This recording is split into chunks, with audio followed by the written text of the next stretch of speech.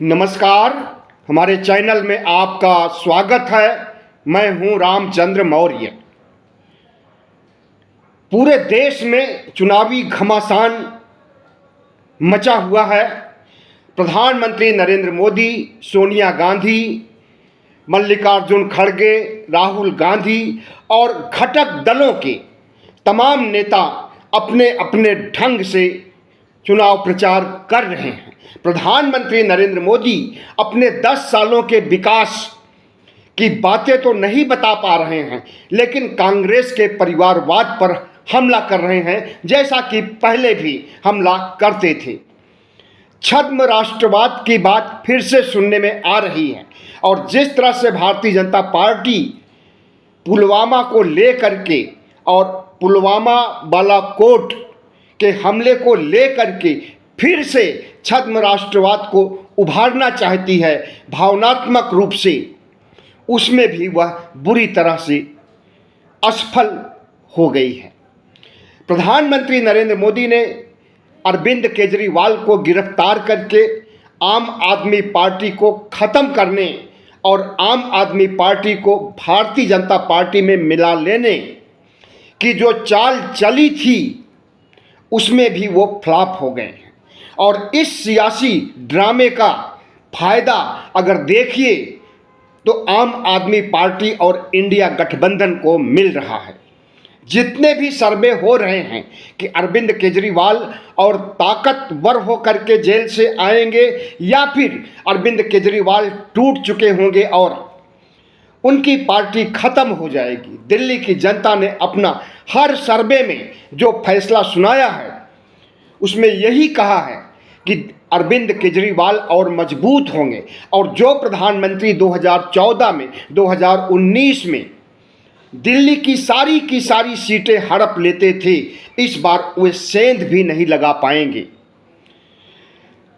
जिस तरह से सियासी समीकरण बदले हैं और अरविंद केजरीवाल आम आदमी पार्टी के साथ दिल्ली के जनता ही नहीं बल्कि देश की जनता की हमदर्दी जाग उठी है, उससे लगता है कि प्रधानमंत्री ने जो कुछ सीबीआई, ईडी, आईटी के जरिए केजरीवाल को ख़त्म करने के लिए सोचा था, तो भारतीय जनता पार्टी ही ख़त्म होने जा रही है दिल्ली से। दिल्ली में विधानसभा चुनाव में तो पहले ही ख़त्म हो चुकी थी, 2015 में ही ख़त्म हो चुकी थी। 2015 में सिर्फ 3 सीटें मिली थी भारतीय जनता पार्टी को और 67 सीटें मिली थी आम आदमी पार्टी को। 2019 में 2020 में आम आदमी पार्टी को 62 सीटें मिलती हैं और भारतीय जनता पार्टी को 8 सीटें मिलती हैं। लेकिन इस बार जो लोकसभा चुनाव होने जा रहा है, इसमें अगर प्रधानमंत्री Narendra Modi CBI, ED, IT का आतंक फैला करके अरविंद केजरीवाल को इतना परेशान, हताश नहीं करते, तो शायद अरविंद केजरीवाल की वैसे ही हार होती लोकसभा सीटों में जैसे 2014 और 2019 में हुई थी। तो प्रधानमंत्री की कार्रवाई, ईडी की कार्रवाई, कोर्ट की कार्रवाई ने एक संजीवनी दे दी है अरविंद केजरीवाल को और इस संजीवनी की बातें तमाम सर्वे, जो गोदी मीडिया के ही सर्वे आ रहे हैं, उससे जाहिर हो रहा है कि अरविंद केजरीवाल दिल्ली में अभी भी नरेंद्र मोदी को लोकसभा चुनाव में कड़ी टक्कर देने जा रहे हैं, जबकि इसके पहले टक्कर नहीं दे पाए थे। विधानसभा की सीटों के मामले में जरूर टक्कर दिए थे, लेकिन लोकसभा की सीटों के मामले में टक्कर नहीं दे सके थे। लेकिन उनका काम आसान कर दिया प्रधानमंत्री नरेंद्र मोदी ने। प्रधानमंत्री नरेंद्र मोदी जो दांव खेलते हैं भारतीय जनता पार्टी को मजबूत करने के लिए, जरूरी नहीं है कि वो दांव हमेशा उनके पक्ष में जाए। पहले इन्होंने भारतीय जनता पार्टी को ऑपरेशन लोटस के तहत खरीदने का काम किया था। आपने सुना होगा, अरविंद केजरीवाल और आम आदमी पार्टी के तमाम नेताओं ने आरोप लगाया था कि भारतीय जनता पार्टी के लोग आम आदमी पार्टी को तोड़ने के लिए 25-25 करोड़ हर विधायक को देने की पेशकश कर रहे हैं। मनीष सिसोदिया को तो यहां तक कहा गया था कि तुम विधायकों को तोड़ करके लाइए, तुम्हें मुख्यमंत्री बना दिया जाएगा, लेकिन मनीष सिसोदिया ने इसे ठुकरा दिया और ठुकराने के बाद ही उन्हें जेल भेजा गया। लेकिन हमें लगता है कि प्रधानमंत्री नरेंद्र मोदी भले ही राजनीति के अच्छे खिलाड़ी हों, लेकिन बड़े बड़े खिलाड़ी भी दंगल में हारते हुए देखे गए और आज वही स्थिति प्रधानमंत्री नरेंद्र मोदी की हो गई है कि वे जो भी तुरुप के पत्ते चल रहे हैं सब के सब फेल हो रहे हैं। उन्होंने राम मंदिर के उद्घाटन का काम किया, प्राण प्रतिष्ठा का काम किया, लेकिन उसे हिंदुओं ने ही झटक दिया। सनातनी हिंदुओं ने से लेकर के संत महंत और यहाँ तक कि शंकराचार्यों ने आधे अधूरे मंदिर के उद्घाटन और प्राण प्रतिष्ठा का विरोध किया था और कहा था जिस तरह से प्रधानमंत्री नरेंद्र मोदी आधे अधूरे मंदिर का उद्घाटन कर रहे हैं, प्राण प्रतिष्ठा कर रहे हैं, इससे कोई अनिष्ट होने की संभावना है। तो वह अनिष्ट कुछ और ही नहीं बल्कि प्रधानमंत्री नरेंद्र मोदी की बुरी तरह से हार होने जा रही है लोकसभा चुनाव 2024 में। शंकराचार्य और तमाम संत महंत का अभिशाप जो उन्होंने दिया था कि अनिष्ट होगा, वह अनिष्ट साकार होगा और 4 जून को पता चल जाएगा कि शंकराचार्य के द्वारा प्रधानमंत्री को दिया हुआ अभिशाप कितना कारगर साबित हुआ है। आपको मालूम होना चाहिए कि 400 सीटों पर इंडिया गठबंधन ने 1-1 फाइट देने के लिए तैयारी कर ली है, समझौते हो चुके हैं, सीट शेयरिंग हो चुकी है। कुल 543 सीटें हैं, 543 सीटों में 400 पर समझौते हो गए हैं, बाकी पर भी बात चल रही है। लेकिन हम समझते हैं कि नरेंद्र मोदी को 2024 में शिकस्त देने के लिए यही 400 सीटें निर्णायक भूमिका निभाएंगी। आज प्रधानमंत्री नरेंद्र मोदी की कई राज्यों में बुरी हालत हो गई है, यहां तक कि उनके गृह राज्य गुजरात में भी भारतीय जनता पार्टी की हालत पतली हो गई और वहां भी आम आदमी पार्टी की धमक पहुंची हुई है। कांग्रेस पार्टी और आम आदमी पार्टी इस बार 100% सीटें नहीं लेने देंगी प्रधानमंत्री नरेंद्र मोदी को। और जो दूसरी समस्या है, गुजरात, राजस्थान, हरियाणा, लगभग सभी हिंदी बेल्ट के राज्यों में जहां पर प्रधानमंत्री नरेंद्र मोदी स्वीप करते थे, 100% सीटें हासिल करते थे, वहां पर सनातनी हिंदू नाराज हैं।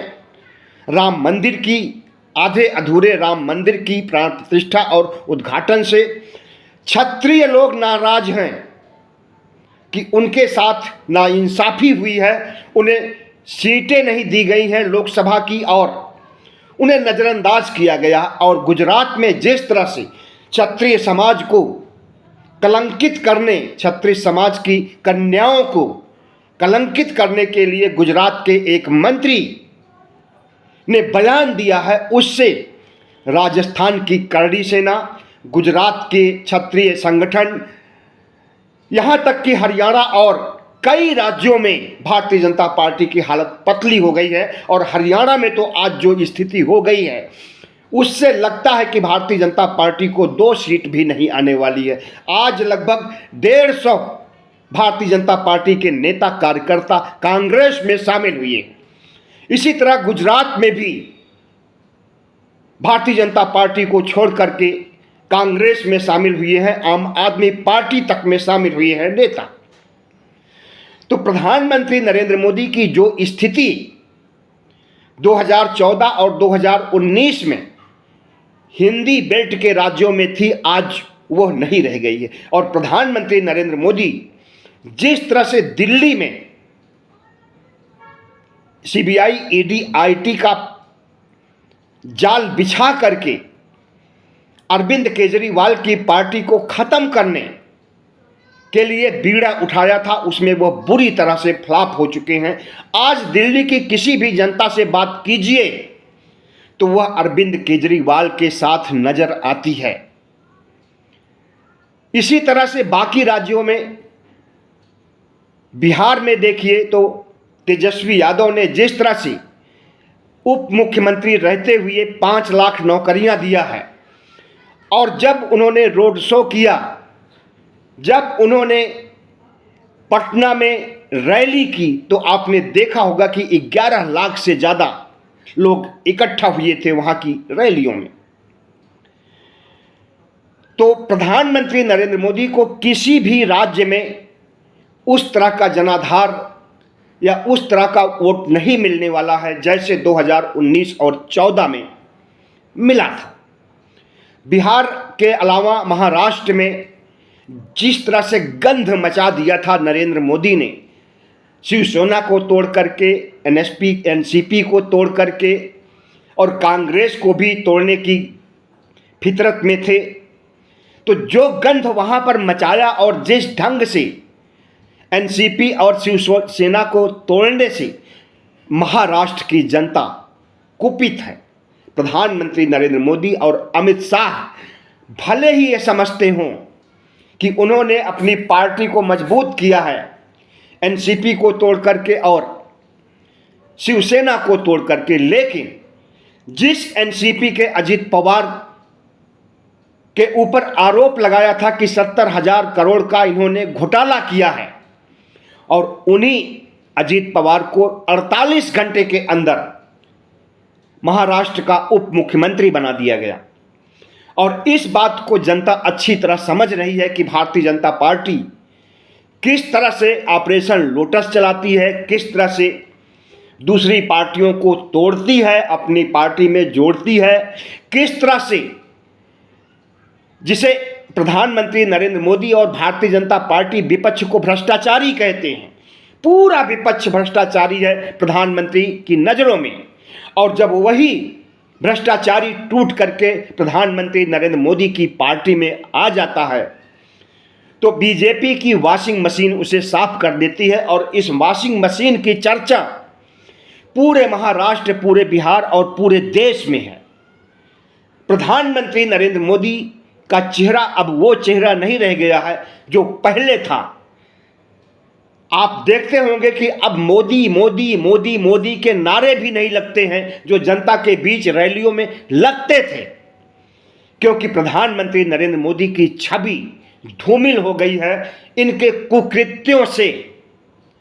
जिस तरह से विपक्ष को खत्म करने की सुपारी सीबीआई, ईडी, आईटी को दे दिया है और विपक्ष को खत्म करने का मंसूबा बना चुके हैं, ऐसा हम नहीं कह रहे हैं। अमित शाह बोल चुके हैं कि विपक्ष की जरूरत नहीं है, अगले 30-40 साल तक नरेंद्र मोदी राज करेंगे।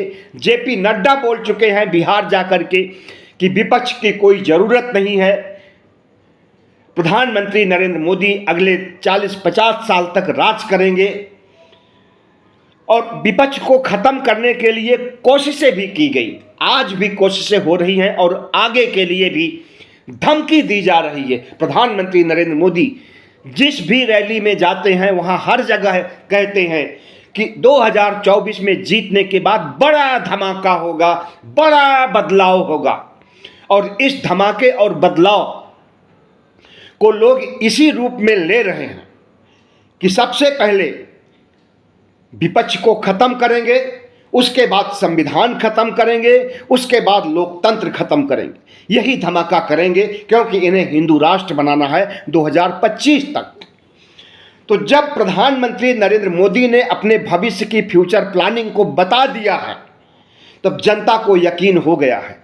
और इनकी पार्टी के नेता जिस तरह से चीख चीख करके कह रहे हैं कि 400 सीटें हमें दे दीजिए तो हम संविधान बदल देंगे, लोकतंत्र खत्म कर देंगे, ऐसी बातें, ऐसी आवाज़ें उठ रही हैं सांसदों के द्वारा, छुटभइये नेताओं और कार्यकर्ताओं के द्वारा नहीं। अनंत हेगड़े जो कर्नाटक का सांसद है उसने इस बात को कहा है कि 400 सीटें दीजिए, हम संविधान बदल देंगे, हम लोकतंत्र बदल देंगे। प्रधानमंत्री नरेंद्र मोदी का सलाहकार विवेक देबोराय चीख चीख करके संविधान बदलने की बात कर रहा है। प्रधानमंत्री नरेंद्र मोदी ने खंडन भी नहीं किया इस चीज का कि विवेक देबोराय की बात उसका व्यक्तिगत मामला है, उसकी व्यक्तिगत विचारधारा है, इससे पार्टी का कोई संबंध नहीं है। इस तरह की कोई खंडन भी नहीं आया है। आरएसएस जो कि 100 सालों से, पिछले 100 सालों से जिसका गठन ही हुआ था हिंदू राष्ट्र बनाने के लिए, वह देख रहा है कि भारतीय जनता पार्टी अब इतना सशक्त हो गई है कि तीसरे टर्म में वह हिंदू राष्ट्र घोषित कर देगी। तो इसके लिए वह जी जान से जुड़ी है और आरएसएस के तमाम प्रचारक उत्तर प्रदेश में, हरियाणा में, दिल्ली में, सभी राज्यों में घूम घूम करके गरीब जनता को गुमराह कर रहे हैं, ओबीसी, एससी, एसटी के लोगों को गुमराह कर रहे हैं और उन्हें हिंदू राष्ट्र बनाने का सब्जबाग दिखा रहे हैं। लेकिन ओबीसी, एससी, एसटी संविधान के नाम पर प्रचारकों से भिड़ जाता है और उसके बाद उन्हें गांव से बाहर कर देता है। ऐसा कई घटनाएं सुनने में आई हैं और कई ऐसे किसानों के गांव हैं जहां पर भारतीय जनता पार्टी के लोग प्रवेश नहीं कर पा रहे हैं गांव के अंदर चुनाव प्रचार करने के लिए। उन्हें गांव के बाहर से ही खदेड़ दिया जाता है। तो जो स्थिति देश में प्रधानमंत्री नरेंद्र मोदी ने उत्पन्न कर दी है उसका दंश उन्हें ही झेलना पड़ेगा। चले थे इंडिया को खत्म करने, लेकिन भारतीय जनता पार्टी और एनडीए गठबंधन में ही डेंट लग गया है और भारतीय जनता पार्टी से ही टूट करके बड़ी संख्या में लोग कांग्रेस में आ रहे हैं और कांग्रेस का हाथ मजबूत कर रहे हैं। जहां तक दिल्ली की बात है, अरविंद केजरीवाल के बारे में मैंने बताया है कि किस तरह से इन्हें प्रताड़ित किया गया। इन्हें ही नहीं, संजय सिंह को, मनीष सिसोदिया को, सत्येंद्र जैन को। संजय सिंह तो छूट करके चले आए हैं, लेकिन अगला नंबर अब छूटने का कोर्ट से, सुप्रीम कोर्ट से होगा और वहां से भी देखिएगा कि अरविंद केजरीवाल बाइज्जत रिहा हो जाएंगे। अब इस देश के हाई कोर्ट पर सवाल उठाने लगे हैं लोग, आज से नहीं। जब राहुल गांधी को मोदी मामले में, मोदी जाति पर कमेंट करने के मामले में 2 साल की सजा सुनाई थी लोअर कोर्ट गुजरात की, सूरत की, और उसको वेरीफाई कर दिया, उसको प्रमाणित कर दिया गुजरात हाई कोर्ट ने, तभी से हाई कोर्ट पर उंगली उठ रही है कि मोदी के दायरे में हाई कोर्ट भी आ गया है। और यहाँ पर संजय सिंह की बेल के लिए जब हाई कोर्ट में अप्लाई किया गया था तो उसे रिजेक्ट कर दिया था हाई कोर्ट ने, और जैसे ही यह मामला सुप्रीम कोर्ट पहुंचा, चुटकी बजाते हुए सुप्रीम कोर्ट ने उन्हें बेल दे दिया।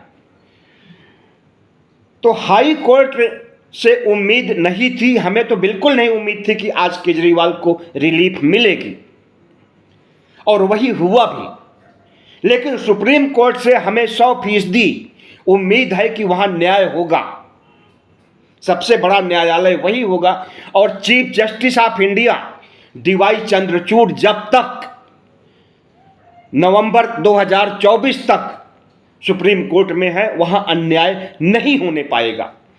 उनके जाने के बाद क्या स्थिति होती है, अगर रंजन गोगोई की तरह कोई चीफ जस्टिस आ जाएगा तो निश्चित रूप से सुप्रीम कोर्ट की साख पर बट्टा लगेगा। लेकिन चीफ जस्टिस डीवाई चंद्रचूड़ की तरह कोई जज आएगा, सुप्रीम कोर्ट का चीफ जस्टिस बनेगा, तो हमें लगता है कि प्रधानमंत्री नरेंद्र मोदी की मुसीबत खत्म नहीं होने वाली है, आगे भी कांटे बोते हैं विपक्ष के लिए और उसी कांटों में उलझ जाते हैं। आज प्रधानमंत्री की ऐसी ही स्थिति हो गई है और एक के बाद एक, अभी देखा होगा आपने कि CAA को फिर से लाया गया, लेकिन उसका कोई प्रभाव नहीं पड़ा। मुसलमानों ने चुप्पी साध लिया। जिन मुसलमानों ने 2019-20 में CAA का विरोध किया था, शाहीन बाग का आंदोलन पूरे देश में हुआ था, उस पर चुप्पी साध लिया और इनकी ध्रुवीकरण की प्रवृत्ति खत्म हो गई। आपने देखा होगा कि 22 जनवरी को कितना तामझाम से एक धार्मिक समारोह को, एक धार्मिक अनुष्ठान को सियासी इवेंट बना करके नरेंद्र मोदी ने पेश किया था पूरे देश में, लेकिन उसका उल्टा परिणाम उन्हें मिला। सनातन धर्म को मानने वाले हिंदू, ब्राह्मण, हर कोई उनसे नाराज हो गए, यहाँ तक कि शंकराचार्य भी नाराज हो गए और शंकराचार्यों ने जो बयान जारी किया उसका अनुपालन किया हिंदू समाज के लोगों ने, और मंदिर के नाम पर इन्हें एक भी वोट नहीं मिलने वाला है। 2024 के चुनाव में ऐसी बातें, ऐसी आहट मिल रही है पूरे देश। उत्तर प्रदेश में हो सकता है कि 2-4% इन्हें वोट मिल सकते हैं, क्योंकि राम मंदिर उत्तर प्रदेश में ही बना है, बाबरी मस्जिद यहीं पर तोड़ा गया है, अयोध्या उत्तर प्रदेश में है, इसलिए संभावना है कि अयोध्या के आसपास इन्हें कुछ वोट मिल जाए मंदिर के नाम पर। बाकी पूरे देश में इनकी भद पिट रही है बहुत बुरी तरह से, और जो संकेत अब आने लगे हैं वो संकेत इंडिया गठबंधन को जिताने के लिए इंगित कर रहे हैं।